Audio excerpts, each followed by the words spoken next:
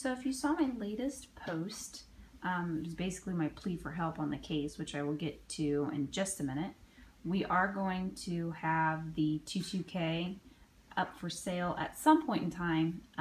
It is not quite available just yet. As you can see, it's broken down into some pieces here. We're in the process of cleaning it up. It is the Red S model, believe it or not. The case is what's a hot mess. I went ahead and just removed the brass locks that were on there. They literally were falling apart when I unlatched them to get the machine out. And seeing if I can get it to flip, and it's not. On the back here, you see all those holes, which we'll patch those up, but they literally had a brass hinge holding this together and went all the way across. And it didn't even match because this up here is a chrome or silver color. So it just looked really bad.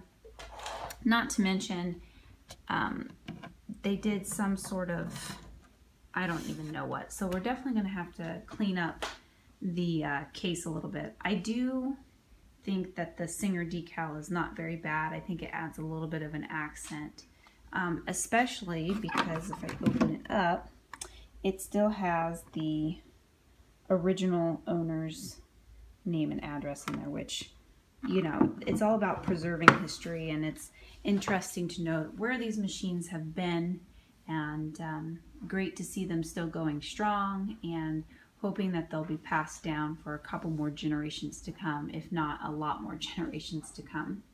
So on this one, we tore down the basics just to get it ready for cleaning up. We've got our checklist going. This is the bed. I went ahead and waxed it. It's really beautiful. Not many issues pertaining to it. Decals are in really good condition. The edge of the bed has, you know, a little bit of wear here and there, but not much to really, you know, say anything about. The inside of the gears is a little bit different than the inside of the 221. So this is a 222, and then if you look over here, here's the 221. So the gears are kind of on the opposite side between the two, and we cleaned those up really well. Stephen was working on this machine, so I forgot to take a before picture. It wasn't too hateful when we got a hold of it. Took off the throat plate. We'll be getting that all, you know, chrome cleaned up.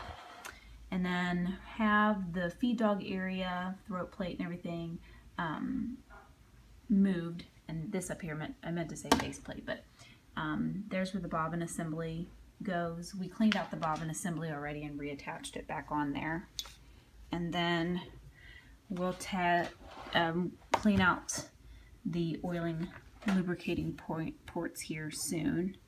And then also check the bushing. The white spot that you see on there is some wax that definitely needs to be wiped off. This is the red lugged band. I'm not really a huge fan of these particular belts.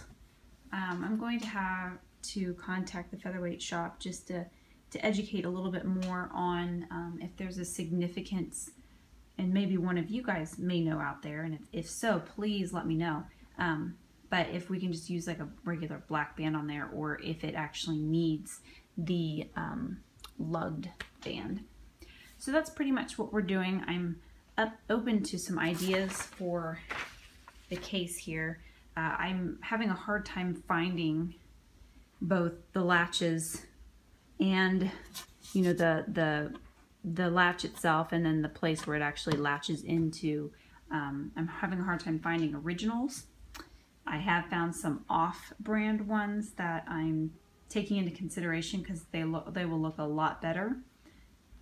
And then even same with the decal, you know, votes in, should it stay, should it go. So that's our update on Big Ben, and stay tuned on Featherweight 38 as we continue to work through it.